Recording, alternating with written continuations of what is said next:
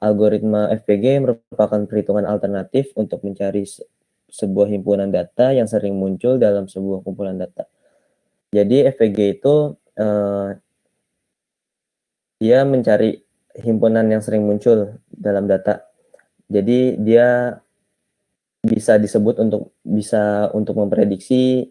Jadi data-data yang banyak itu jadi bisa dihitung, jadi biar tahu jenis apa aja sih yang bakal nanti banyak sampahnya gitu.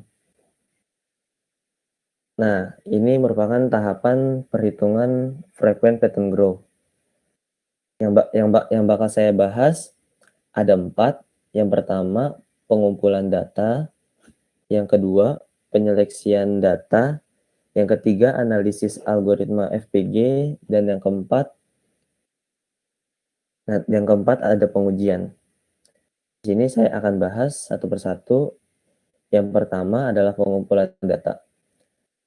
Saya berhubung ini merupakan skripsi saya, jadi saya menggunakan sampel data yang saya kasih adalah data skripsi saya. Yang saya masukkan adalah 20 data, di mana saya melakukan penelitian selama menggunakan data 3 bulan dengan total sebanyak 181 data. Namun yang saya masukkan hanya 20 data untuk sebagai sampel, sebagai perhitungan saja.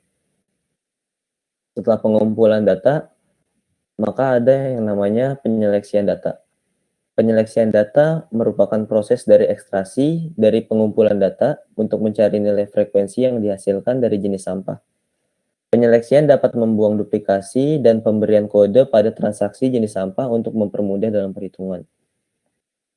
Jadi, kita slide sebelumnya, dari pengumpulan data ini kita bisa cari frekuensinya dengan cara jenis sampahnya itu kita hitung. Jadi dari 181 data yang memilih jenis sampah duplex, kardus, gelas, botol plastik, dan lain-lain, itu ada berapa. Jadi itu disebut dengan penyeleksian data. Jadi bisa kita simpulin kayak koran itu dari 181 data yang melakukan transaksi jenis sampah koran, ada 28 yang melakukan transaksi jenis sampah duplex, ada 79. Jadi seperti itu.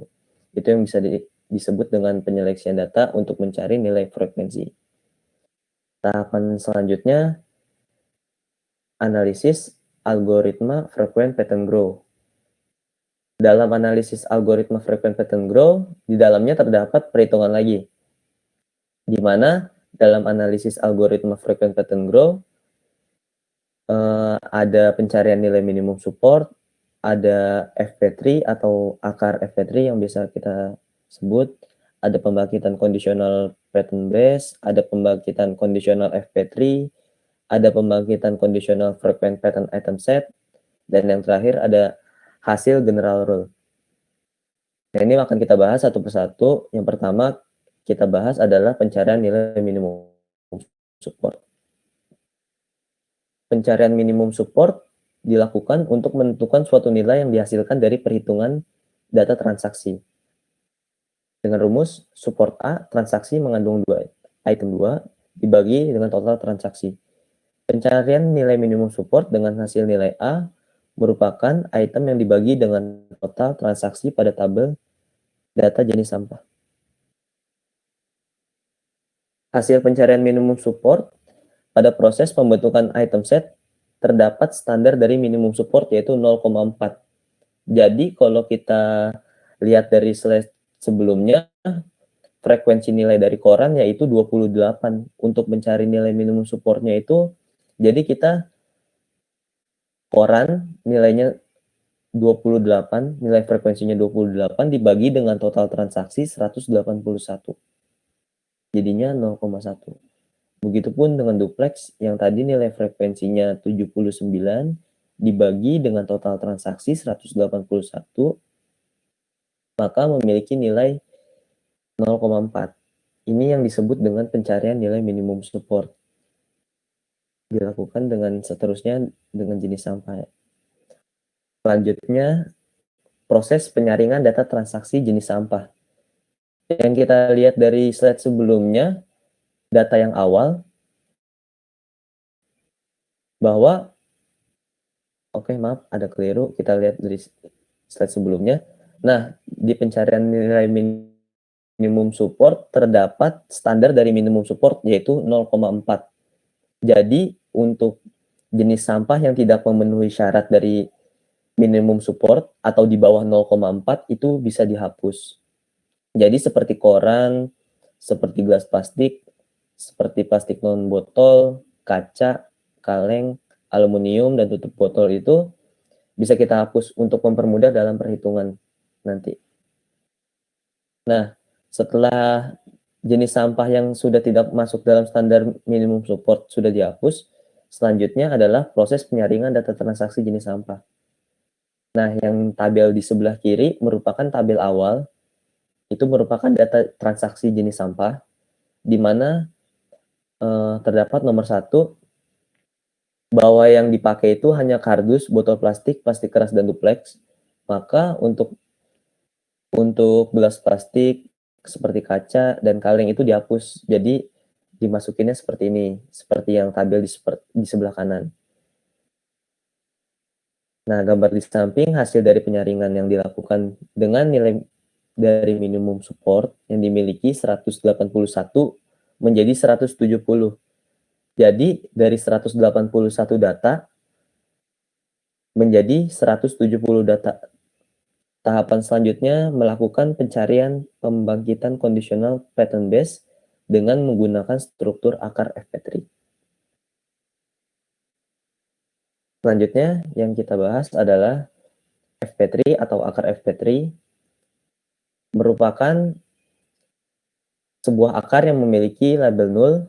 Akar FP3 merupakan struktur data yang memiliki frequent pattern grow, di mana fungsi FP3 untuk memberikan informasi lengkap dalam membentuk struktur dari FP grow. Pada item set yang sudah tidak ada penyaringan data, terdapat informasi dalam FP3 seperti label, yaitu menginformasikan pada jenis item selanjutnya adalah support count. Pada support count merupakan lintasan transaksi yang dilakukan untuk mempresentasikan jumlah lintasan pada count. Nah, untuk membuat FP3 sendiri, kita bisa lihat pada slide sebelumnya, di mana seperti nomor 1, kardus, botol plastik, dan duplex. Nah, kita bisa tulis di sini, kardus, botol plastik, dan duplex.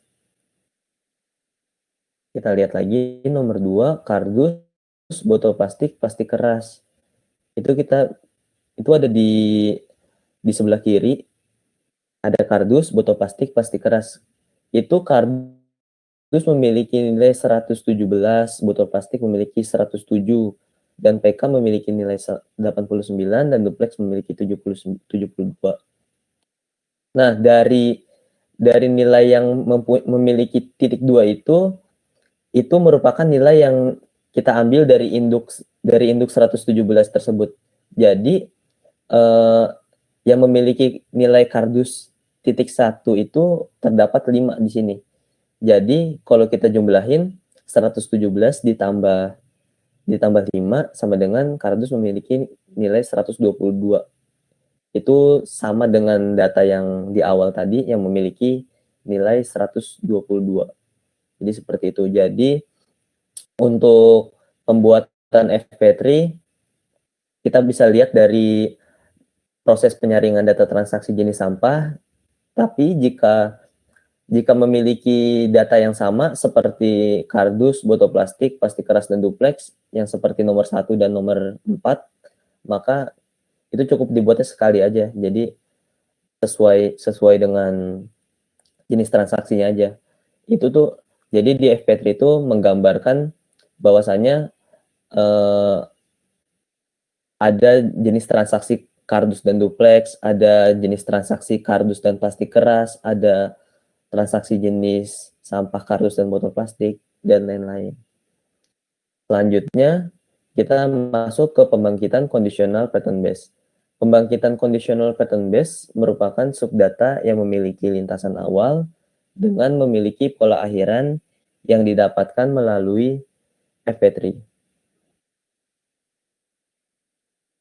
Untuk mencari nilai pembangkitan conditional pattern base, kita dapat lihat di slide sebelumnya, di mana untuk sebelum membuat conditional pattern base, kita harus melakukan item dari yang terkecil sampai yang terbesar. Jadi item pertama yaitu duplex, karena duplex memiliki nilai paling terkecil. Plastik keras yang kedua, yang ketiga adalah botol plastik. Kenapa kardus tidak dimasukkan? Karena kardus memiliki nilai yang paling terbesar. Nah, seperti kita lihat, item duplex, kardus, botol plastik, plastik keras. Kita bisa lihat di sini, karena duplex memiliki nilai 72, maka kita urutin ke atas dari duplex, plastik keras, botol plastik, dan kardus. Itu sama dengan untuk mencapai, kalau misalkan duplex mau memiliki nilai yang tinggi seperti kardus, duplex harus melewati nilai seperti plastik keras dan botol plastik, maka dia dapat menyamai nilainya seperti kardus, seperti itu. Nah, begitu pula plastik keras juga kita lihat di sini, kita lihat aja kalau untuk mencari nilai dari pembangkitan conditional pattern base, kita lihat di akar FP3 yang bawahnya plastik keras, yang bawahnya PK. Nah, di atasnya PK itu apa? Kayak PK, di atasnya ada BP, ada kardus. Terus di atasnya PK ada kardus. Nah, di atasnya PK lagi ada BP. Nah, itu kita lihat di sini kan. Tadi ada di atasnya PK ada BP sama kardus gitu. Di atasnya PK ada kardus dan di atasnya PK ada BP juga. Itu untuk mencari nilai conditional pattern base. Nah, selanjutnya pencarian pembangkitan conditional FP3. Untuk mencari nilai pembangkitan conditional FP3, kita lihat di slide sebelumnya, di mana nilai kardus memiliki 89. Nilainya 89 kardus. Nah, di sebelahnya ada kardus lagi, nilainya 1. Di sebelahnya lagi ada nilai 1. Maka kardus memiliki nilai 91. 89 ditambah 1, 90, ditambah 1 lagi, 91. Maka item duplex conditional FP3-nya kardus memiliki nilai 91. Begitupun sama BP. BP memiliki nilai 89 ditambah 1 ditambah 1 ditambah 1. Jadi 92. Begitupun sama PK. Nah, jadi fungsinya pembangkitan conditional FP3 itu menjabarkan, dipisahin dari kardus, botol plastik, dan plastik keras. Itu terdapat sendiri-sendiri. Begitupun sama PK. Item PK terdapat kardus sama BP. Nah, kardusnya 107, nah di sebelahnya ada nilai 1, jadi 108. Begitupun sama BP-nya. Jadi mempunyai nilai 108, 108. Nah, itu untuk mencari nilai dari pembangkitan conditional FP3. Selanjutnya, pembangkitan conditional frequent pattern 2 item set. Untuk mencari nilai conditional frequent pattern 2 item set, ini merupakan penggabungan yang dilakukan untuk mencari nilai tahapan dari general rule. Nah, jadi yang tadi kita lihat dari slide sebelumnya, conditional FP3, kardus 91, BP 92, PK 92. Nah, itu kita pisah lagi. Nah, itu kita gabungin menjadi kardus dan DPX memiliki nilai 91. Yang tadinya BP sendiri, maka digabungin dengan DPX atau duplex. Maka BP dan duplex memiliki nilai 92. Nah, PK yang tadinya sendiri juga digabungin dengan duplex, maka PK dan duplex memiliki nilai 92. Itu dilakukan pada item plastik keras dan botol plastik juga. Itu untuk mencari nilai pembangkitan conditional frequent pattern 2 item set. Seperti itu. Selanjutnya adalah general rule. Untuk mencari general rule, di mana penyeleksian data untuk menentukan hasil dari nilai support 2 item set, di mana nilai yang mengandung A dapat dibagi dengan jumlah transaksi jenis sampah. Nah, untuk mencari nilai general rule, itu kita lihat dari slide sebelumnya, di mana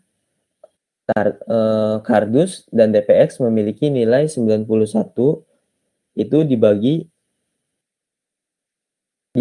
jadi untuk mencari nilainya itu adalah Kardus dan Duplex memiliki nilai 91 dibagi dengan total transaksi yang ada di awal tadi. Setelah penyaringan terdapat 170 data. Jadi 91 dibagi dengan total transaksi 170 data, yaitu menjadi 50%, 53%. Nah, begitupun juga BP dan Duplex. BP dan Duplex memiliki nilai 92 dibagi dengan 170 data. Memiliki nilai 54 gitu. Jadi untuk mencari nilai general rule, terutama untuk yang support, jadi kita lihat dari conditional frequent pattern 2 item set. Jadi kita lihat dari Kardus dan Duplexnya nilainya berapa dibagi dengan total transaksi. Seperti itu. Ini adalah hasil dari support 2 item set.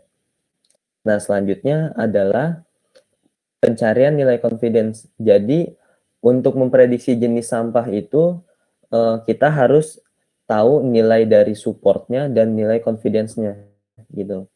Untuk mencari nilai confidence-nya, kita dapat lihat di tabel conditional frequent pattern 2 item set lagi, di mana Kardus dan Duplex memiliki nilai 91 dibagi dengan item Duplex, di mana item Duplex yang kita tahu adalah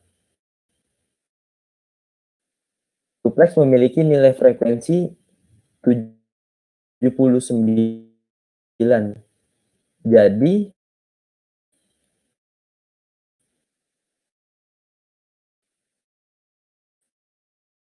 79 di 91, yaitu jadi untuk mencari nilai confidence itu dari frequent pattern 2 item set. Jadi Kardus dan Duplex nilai 91 dibagi dengan item pada Duplex yang ada di awal tadi. Jadi 79 dibagi 91 yaitu 86%. Nah, begitupun sama botol plastik dan Duplex yang memiliki nilai 92. Jadi 79 dibagi 92 sama dengan 85%. Jadi seperti itu untuk pencarian nilai dari general rule confidence. Nah, ini adalah tahapan hasil dari pengujiannya. Merupakan hasil perhitungan yang sudah dilakukan. Proses pengujian yang untuk menentukan hasil dari prediksi jenis sampah dari nilai confidence dan support. Maka untuk mencari nilai confidence dan support, kita harus lihat di general rule yang tadi, maka nih kayak Kardus dan Duplex, botol plastik dan Duplex, plastik keras dan Duplex, itu terdapat totalnya ada 6 rule, maka dapat kita simpulkan sebagai rule 1, jika dalam 3 bulan jenis sampah terbanyak yaitu Kardus dan Duplex, maka bulan keempat kemungkinan Kardus dan Duplex memiliki nilai kepercayaan atau confidence sebesar 86% dengan didukung nilai support sebesar 53%. Rule yang kedua, jika 3 bulan jenis sampah terbanyak pada botol plastik dan Duplex, maka bulan keempat botol plastik dan Duplex kemungkinan memiliki nilai kepercayaan atau confidence sebesar 85 dengan didukung nilai support sebesar 54. Seperti itu. Jadi kesimpulannya, penulisan yang saya tulis ini adalah hasilnya untuk memprediksi jenis sampah pada bulan selanjutnya, di mana untuk melakukan prediksi jenis sampah kita harus mencari nilai confidence dan nilai support-nya. Jadi kurang lebihnya mohon maaf. Assalamualaikum warahmatullahi wabarakatuh.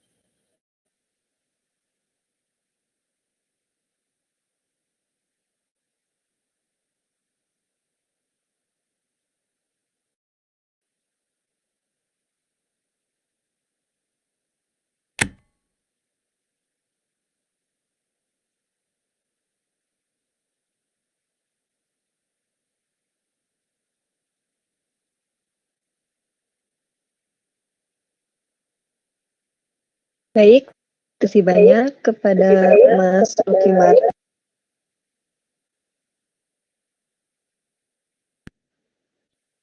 yang telah memberikan materinya. Nah, bagi para peserta, jika ada pertanyaan, silakan tuliskan pada kolom publik.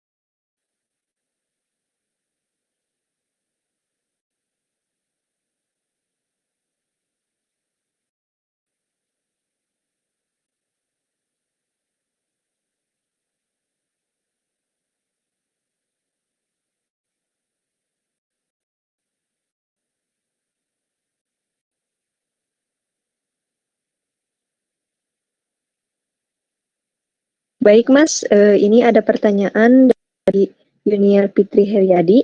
Izin bertanya Mas, apakah Bank Saham bisa dianalisis oleh cara lain selain penggunaan algoritma Queen Pattern Grow? Oke, terima kasih Yuniar Fitri Heriadi atas pertanyaannya. Apakah bank sampah bisa dianalisis oleh secara lain penggunaan algoritma Frequent Pattern Grow? Yang saya tahu jelas bisa, tergantung yang saya tahu itu kayak seperti metode K-means, dia bisa melakukan pengelompokan. Dia bilang juga algoritma a priori, itu yang sebelumnya saya cari tahu sebelum saya melakukan penelitian skripsian itu, maka saya coba cari-cari lagi. Maka kalau menurut saya yang cocok itu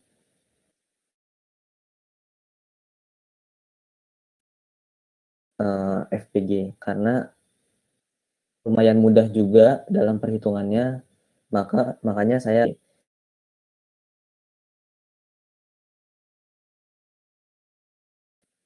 FPG itu biasanya di temanya seperti apa sih? Kayak itu kita bisa kayak di temanya kayak contoh kita ambil kayak Alfa atau Indomaret gitu. Itu kita bisa cari tahu kan. Jadi kayak di Alfa atau Indomaret itu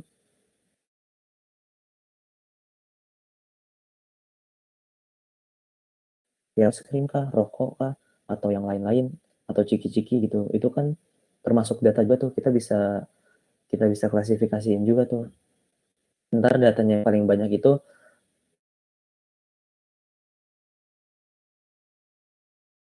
tingkatin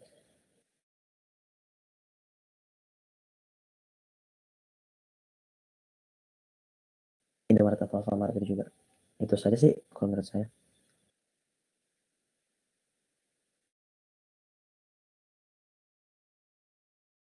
Ya, pertanyaan dari narasumber kita ya, Mbak Yuniar, apakah sudah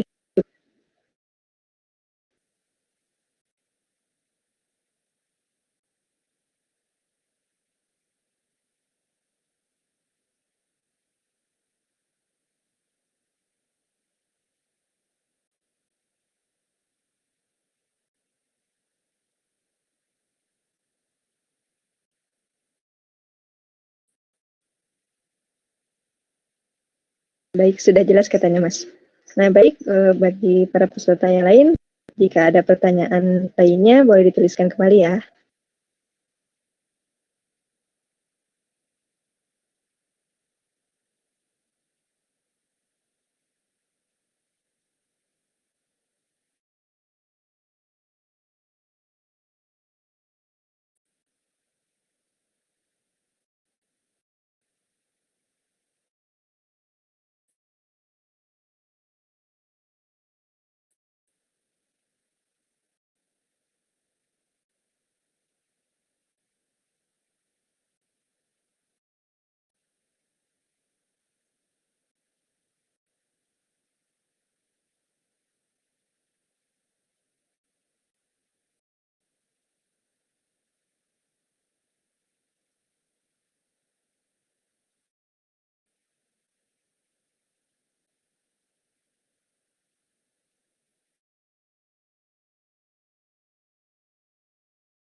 Ada satu lagi dari Muhammad Lutfi Abidin.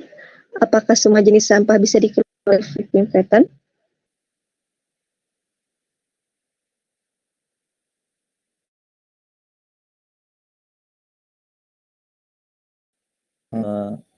Jenis sampah bisa dikelola oleh Frequent Pattern. Ini kita karena ini kan ada kegiatan yang namanya bank sampah, di mana bank sampah itu merupakan dari kegiatan masyarakat. Jadi kalau sampahnya itu bakal ditabung gitu loh. Jadi kayak ada jenis sampah kayak yang bisa dikiloin atau apa segala macam. Jadi kita itu jelas bisa dikelola karena di kegiatan tersebut sampahnya itu bisa dikelola dan itu nanti bakal dikasih ke pengepul juga gitu loh Mas. Jadi sampahnya masyarakat ngasih sampah ke ngasih masyarakat ngasih sampahnya ke bank sampah itu, bank sampah ngasih ke pengepul gitu. Jadi nanti si masyarakatnya itu bisa mendapatkan uang dari si bank sampah tersebut. Nah, jadi kenapa saya melakukan penelitian ini untuk ningkatin manajemen juga sebenarnya.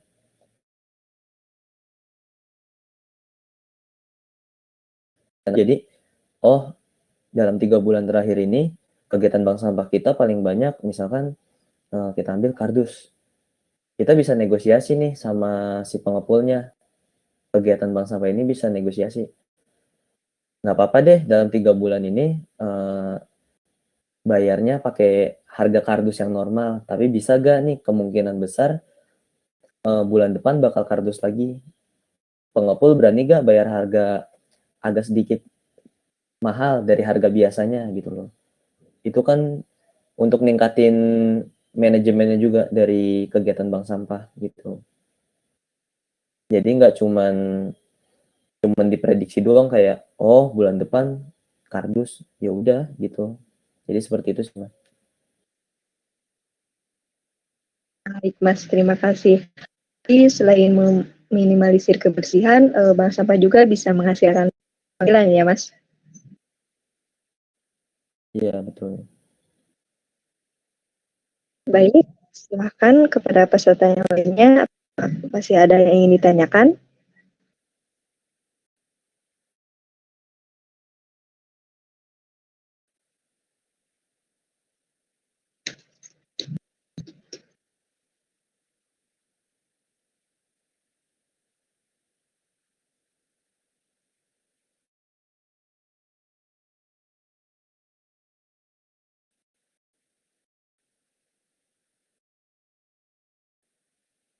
Mas Lutfi Abidin sama-sama. Terima kasih kembali.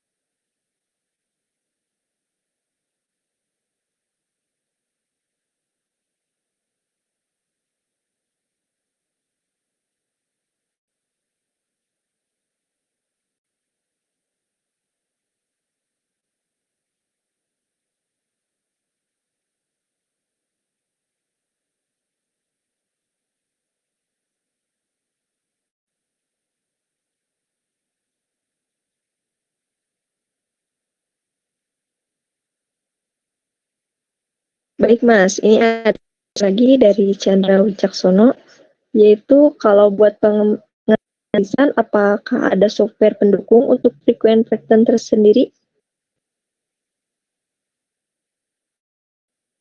Oke, untuk menganalisa apakah ada software untuk pendukung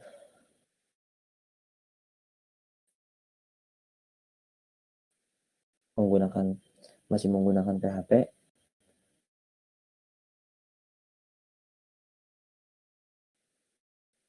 Untuk melakukan prediksinya gitu. Itu sih Mas. Nggak ada software pendukung.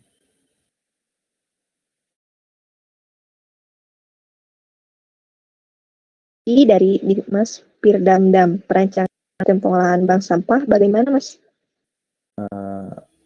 Yang di PPT tadi, untuk sistemnya itu kurang lebih alurnya sama kayak di PPT tadi, jadi dia tapi berbentuk PHP, masih berbentuk website PHP, menggunakan PHP saya.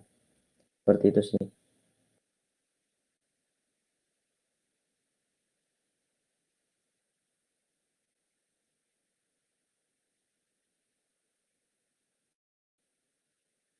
Baik, seperti itu Mas Dimas Pirdamdam.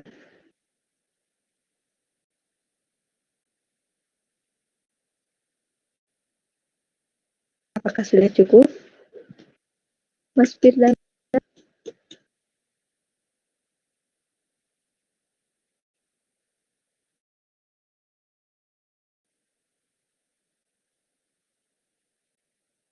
Apakah membutuhkan waktu yang cukup lama katanya Mas? Untuk pembuatan sistemnya sih tergantung ya Mas, tergantung dari Masnya sendiri. Kalau saya sih termasuk yang lumayan lama, jadi makanya untuk pengerjaan skripsi pun makanya tertunda juga, makanya itu kendala saya juga dalam pembuatan sistem pengelolaan bank sampah. Itu Mas.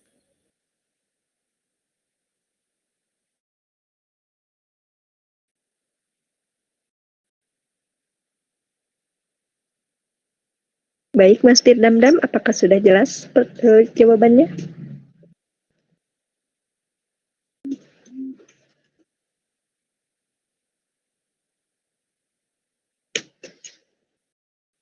Oh, sudah jelas katanya Mas. Baik, bagi para peserta, apakah ada yang ingin ditanyakan kembali? Silahkan. Kami tunggu beberapa menit lagi ya.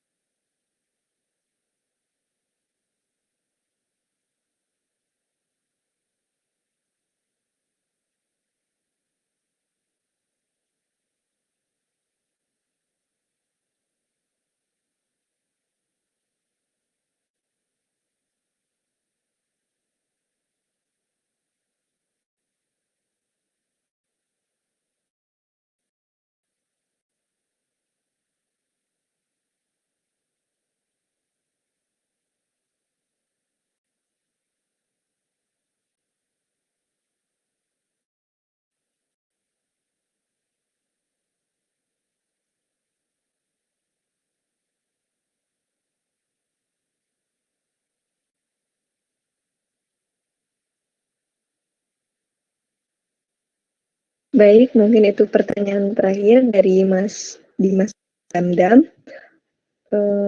Acaranya akan saya tutup.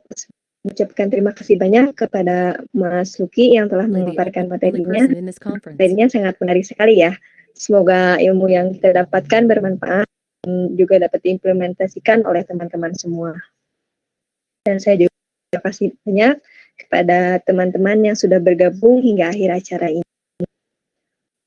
Jangan lupa juga untuk ikutin terus sosial media KI, ada Instagram, YouTube, Medium, LinkedIn, dan nyalakan notifikasinya untuk mendapatkan informasi dari BISAI. Saya Rosma, pamit undur diri. Assalamualaikum warahmatullahi wabarakatuh. Bisa AI for F. Terima kasih Mas Luki.